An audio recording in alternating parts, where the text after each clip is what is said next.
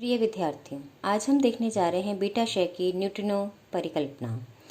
अब न्यूट्रिनो परिकल्पना की आवश्यकता क्यों पड़ी, इसके लिए हम देखते हैं कि हमने जब देखा कि बीटा क्षय होता है तो क्यों होता है बीटा क्षय, क्योंकि जब प्रकृति में प्रोटॉनों और न्यूट्रॉनों का नाभिक में संतुलन बिगड़ता है तो या तो प्रोटॉनों की संख्या ज़्यादा हो जाती है या न्यूट्रॉनों की संख्या ज़्यादा हो जाती है। उस वजह से नाभिक का स्थायित्व कम हो जाता है।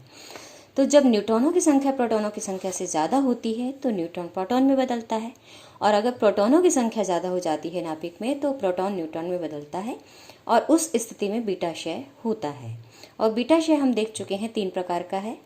बीटा माइनस क्षय यानी इलेक्ट्रॉन निकलता है नाभिक में से, बीटा प्लस क्षय यानी नाभिक में से पॉजिट्रॉन निकलता है, और एक प्रक्रिया और यहाँ होती है, वो है इलेक्ट्रॉन कैप्चर की, यानी नाभिक अपनी निकटतम स्थित कक्षा से इलेक्ट्रॉन को प्रग्रहित कर लेता है, और इलेक्ट्रॉन को प्रग्रहित करके उस स्थिति में जो आपके पास जब जो प्रोटॉन है वो इलेक्ट्रॉन का प्रग्रहण करता है तो वो न्यूट्रॉन में बदल जाता है।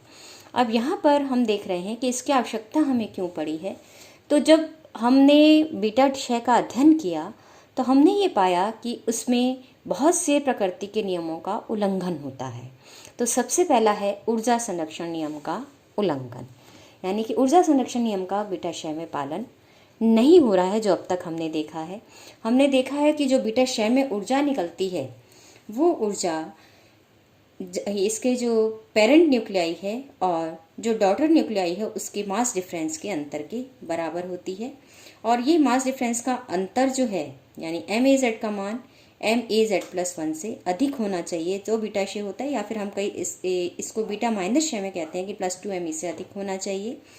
अब यहाँ पर इस स्थिति में जब हम कह रहे हैं तो इसका ये दोनों नाभिकों के मास का अंतर है, और दोनों नाभिकों के मास का अंतर है तो सभी उत्सर्जित जो भी बीटा कण उत्सर्जित हो रहे हैं उनकी ऊर्जा समान होनी चाहिए। परंतु बीटा स्पेक्ट्रम कैसा पाया गया है? सतत। उसका मतलब कि उसमें 0 से लेकर एक अधिकतम ऊर्जा तक सारी ऊर्जाओं के बीटा कण पाए गए हैं, केवल एक ही ऊर्जा के कण नहीं पाए गए। और दूसरा हमने देखा है कि जब हम शेल मॉडल से हमने देखा कि हम नाभिक में प्रोटॉनों और न्यूट्रॉनों का वितरण करने के लिए विविक्त ऊर्जा स्तर बनाते हैं, और ये विविक्त ऊर्जा स्तर अगर नाभिक में हैं तब बीटा क्षय में जब पितृ नाभिक और उत्पाद नाभिक के ऊर्जा स्तरों में रूपांतरण होगा तो सतत स्पेक्ट्रम मिलना संभव नहीं है। ये स्पेक्ट्रम कैसा होना चाहिए? डिस्क्रीट होना चाहिए, जबकि ऐसा नहीं पाया गया।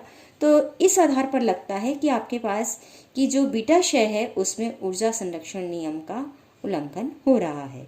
जैसे कि हमने पहले भी देखा था कि हमारे पास जो बीटा क्षय का जो स्पेक्ट्रम है वो सतत है। ये हमने जो एक्स अक्ष पर हमने काइनेटिक एनर्जी प्लॉट की है बीटा पार्टिकल की, और वाई अक्ष पर relative probability of beta particles या बीटा कणों की संख्या भी हम इसे कह सकते हैं, ये हमने वाई अक्ष पर ली है।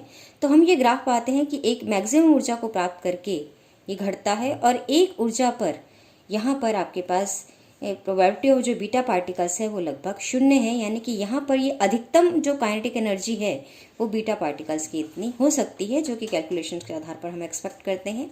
तो मान लिया यहाँ जो बीटा कण उत्सर्जित हो रहा है वो किसी इतनी एनर्जी का उत्सर्जित हो रहा है जिसको हम कह रहे हैं ये काइनेटिक एनर्जी ऑब्जर्व पार्टिकल की है, जो हमने देखी है बीटा पार्टिकल की, और एक्सपेक्टेड एनर्जी ये है। तो यहाँ जो अंतराल है इन दोनों एनर्जी का, ये कहाँ गया, ये मिसिंग एनर्जी कहाँ गई, ये हमें देखना है। तो इससे भी लगता है कि यहाँ पर अगर मैं ये देखती हूँ तो ये मिसिंग एनर्जी अगर किसी पार्टिकल के पास नहीं है तो इसका मतलब काइनेटिक एनर्जी का भी यहाँ पर उल्लंघन हो रहा है।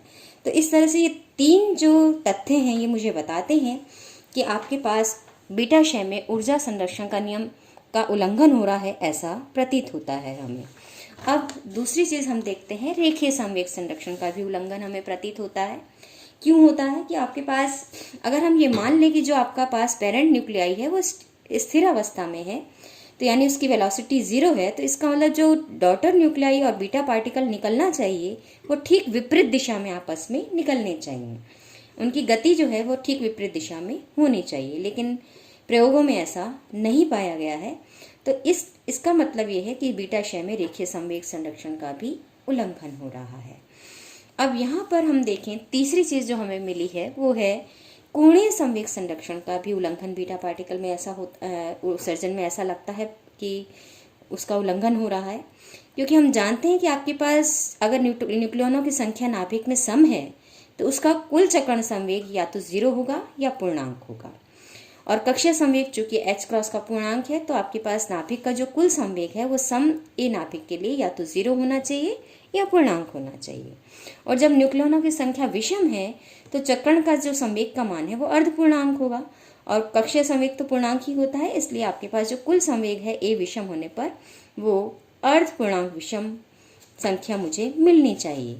तो यहाँ पर जबकि बीटा क्षय में हम देखते हैं कि जो इलेक्ट्रॉन है वो हाफ स्पिन पार्टिकल अपने साथ ले जाता है, तो आपके पास निश्चित है कि सम ए नाभिकों में अर्धपूर्णांकों से परिवर्तन होगा, और में अर्धपूर्णांकों से परिवर्तन होने से सम ए नाभिकों के लिए अर्धपूर्णांकों में हमें नाभिक का कोणीय संवेग मिलेगा और विषम के लिए पूर्णांकों में प्राप्त मिलेगा, जो कि संभव नहीं है, ऐसा प्रयोगों में नहीं पाया गया। जैसे एक एग्जाम्पल हम लेते हैं कि कार्बन 14 नाइट्रोजन 14 में बदलता है और बीटा क्षय होता है। तो कार्बन 14 का जो कुल कोणीय संवेग है वो 0 है, क्योंकि इसमें सम संख्या में आपके पास न्यूक्लियॉन्स हैं। और आपके पास यहाँ पे जो कार्बन नाइट्रोजन का कोणीय संवेग हमें मिलता है वो 1 मिलता है। कार्बन 14 का 0 और नाइट्रोजन 14 का 1 मिलता है।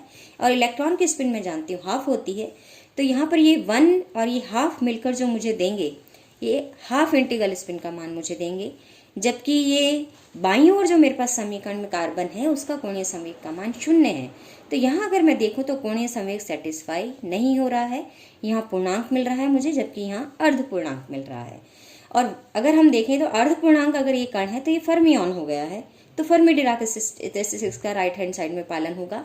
लेकिन जबकि लेफ्ट हैंड साइड में मैं देखती हूँ कि इसकी स्पिन इंटीग्रल स्पिन है, इसलिए आपके पास यहाँ पूर्णांक स्पिन होने से कार्बन जो है वो बोसॉन कण हो जाएगा और बोस आइंस्टीन स्टैटिस्टिक्स का पालन करेगा। तो यहाँ अगर हम देखें तो कोणीय संवेग भी सेटिस्फाई नहीं हो रहा, और जो आपके पास इस समीकरण में स्टैटिस्टिक्स है वो भी दोनों तरफ अलग अलग लग रही है, तो उसका भी संरक्षण नहीं हो रहा है। तो इस तरह से हम पाते हैं कि आपके पास जो बीटा क्षय है उसमें आवेश संरक्षण के अतिरिक्त कोई भी संरक्षण नियम यहाँ मुझे पालन होता हुआ नहीं दिख रहा। यानी ऊर्जा का संरक्षण का नियम का भी पालन नहीं हो रहा है, रेखीय संवेग संरक्षण नियम का भी पालन नहीं हो रहा है, और कोणीय संवेग संरक्षण का भी नियम का पालन नहीं हो रहा है। तो अब यहाँ पर पाउली ने परिकल्पना की कि अगर मैं प्रकृति में बात करूं तो ऊर्जा संरक्षण का नियम, रेखीय संवेग संरक्षण का नियम और कोणीय संवेग संरक्षण के नियम का पालन होना आवश्यक है जब कोई प्रक्रिया प्रकृति में हो रही है। तो पाउली ने माना 1931 में कि आपके पास इसका मतलब वहां पर बीटा क्षय में एक और कण की उपस्थिति है, जिसे उसने माना कि वो कौन सा कण है, न्यूट्रिनो है। तो पाउली ने 1931 में एक बीटा क्षय में एक नए कण की परिकल्पना की उपस्थिति की कल्पना की है, जिसे हम न्यूट्रिनो नाम देते हैं। और इसका जो पालन है उसके करने के लिए बीटा क्षय में जो भी नियम है उनके पालन हो उसके लिए निम्न गुणधर्म निर्धारित किए गए बीटा के न्यूट्रिनो के लिए।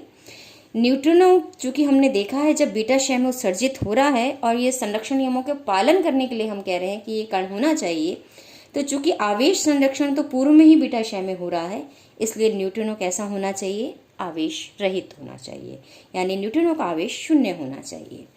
अब दूसरी यहाँ पर हमने देखा है कि थोड़ी सी मिसिंग एनर्जी हमारे पास थी जब हमने किसी पार्टिकल को कोई एनर्जी ऑब्जर्व मानी है, तो वो एंड पॉइंट एनर्जी से कम हो जाती है। इसलिए जो अल्प मात्रा में ये मिसिंग एनर्जी है ये न्यूट्रिनो के पास होनी चाहिए।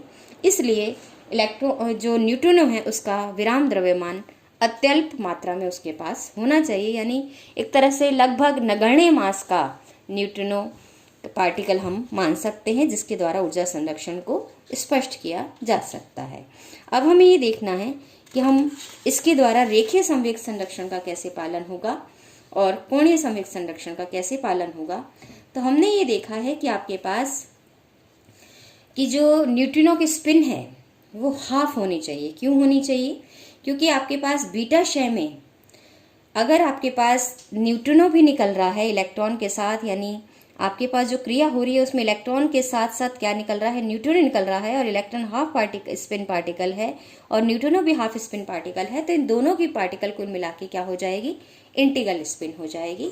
तो आपके पास जैसे हमने कार्बन को देखा था कि कार्बन जो 14 है वो न्यूट्रॉन 14 में बदलता है और बीटा डीके होता है। तो अगर हम साथ में यहाँ पे न्यूट्रिनो की भी परिकल्पना कर लें तो यहाँ पर चूंकि कोणीय संवेग पूर्णांक था, इसका कोणीय संवेग नाइट्रोजन का पूर्णांक था, बीटा का हाफ है, न्यूट्रिनो का भी अगर हाफ मान लेंगे तो राइट हैंड साइड में भी मेरे पास कोणीय संवेग क्या आ जाएगा, पूर्णांक आ जाएगा। तो इस प्रकार कोणीय संवेग का संरक्षण हो जाएगा। तो इसका मतलब जो न्यूट्रिनो है उसकी स्पिन क्या होनी चाहिए, हाफ स्पिन होनी चाहिए। और चूंकि हाफ स्पिन है इसलिए आपके पास न्यूट्रिनो भी कौन सी सांख्यिकी का पालन करेगा, फर्मी-डिराक सांख्यिकी का पालन करेगा। और चूंकि जैसे हमने एग्जाम्पल में देखा है कि आपके पास अब जो कुल स्पिन राइट हैंड साइड में आ जाएगी वो इंटीग्रल स्पिन आ जाएगी, इसलिए कुल क्रिया में किसका पालन होगा, बोस-आइंस्टीन स्टैटिस्टिक्स का पालन होगा। और यहाँ पर भी कार्बन भी किसका पालन कर रहा है, बोस-आइंस्टीन स्टैटिस्टिक्स का पालन कर रहा है, इसलिए यहाँ पर स्टैटिस्टिक्स का भी संरक्षण हो जाएगा। और साथ में साथ न्यूट्रिनो के साथ साथ न्यूट्रिनो के प्रतिकण की भी कल्पना की गई, जिसे क्या नाम दिया गया, एंटी न्यूट्रिनो। और एंटी न्यूट्रिनो का भी आवेश, द्रव्यमान, स्पिन सभी किसके समान माना गया है, न्यूट्रिनो के समान ही माना गया है।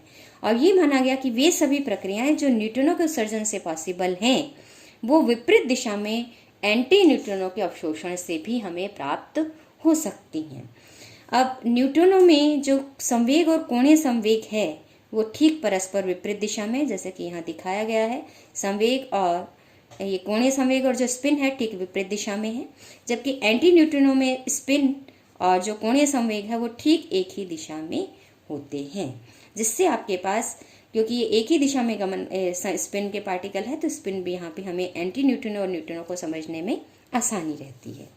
अब ये भी माना गया कि आपके पास जो न्यूट्रिनो हैं वो विद्युत चुम्बकीय प्रकृति उनकी नहीं है, इसलिए वे द्रव्य में मटेरियल्स में बिना किसी रुकावट के संचरित हो सकते हैं।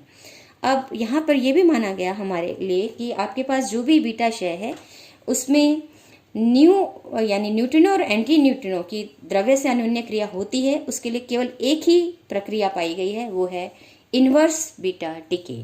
अब इन्वर्स बीटा डीके क्या है इसको भी हम आगे समझेंगे। उससे पहले हम ये देख लेते हैं कि न्यूट्रिनो, इसका मतलब जो पाउली ने परिकल्पना की न्यूट्रिनो की, उसके अनुसार आपके पास जो न्यूट्रिनो है वो आवेश रहित अत्यल्प विराम द्रव्यमान का हाफ स्पिन का कण है, पार्टिकल है, टाइनी पार्टिकल है।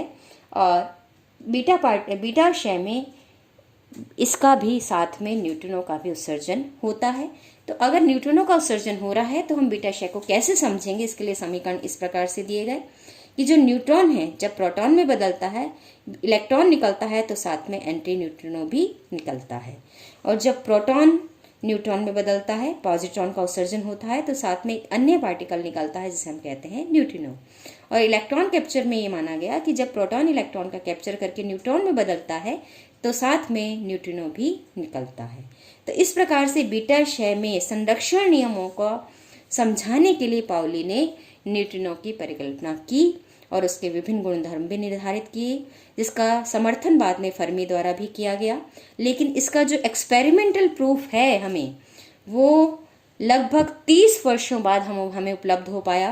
प्रयोगों द्वारा न्यूट्रिनो का जो मेजरमेंट है वो 1960 के आसपास ही हम कर पाए हैं, 1960-62 के आसपास ही। तो लगभग 30 वर्ष लग गए हमें न्यूट्रिनो की उपस्थिति को प्रूव करने के लिए। अब यहाँ पर इसको याद करने के लिए एक बार ध्यान दें कि इलेक्ट्रॉन कण है तो इसके साथ एंटी न्यूट्रिनो उत्सर्जित हो रहा है, यानी प्रतिकण, यानी कण के साथ प्रतिकण उत्सर्जित है। और यहाँ चूंकि पॉजिट्रॉन जो है इलेक्ट्रॉन का प्रतिकण है तो यहाँ पर ये न्यूट्रिनो कण उत्सर्जित हो रहा है। तो ये थोड़ा सा आपको याद रखने में आसानी रहेगी कि जब इलेक्ट्रॉन निकलता है तो चूंकि इलेक्ट्रॉन कण है तो उसके साथ प्रतिकण निकलता है, और चूंकि पॉजिट्रॉन इस सेल में प्रतिकण है तो उसके साथ कण यानी न्यूट्रिनो निकलता है। तो ये था हम किस प्रकार से बीटा क्षय को समझ पाते हैं न्यूट्रिनो की परिकल्पना के आधार पर, जो कि पाउली ने दी थी।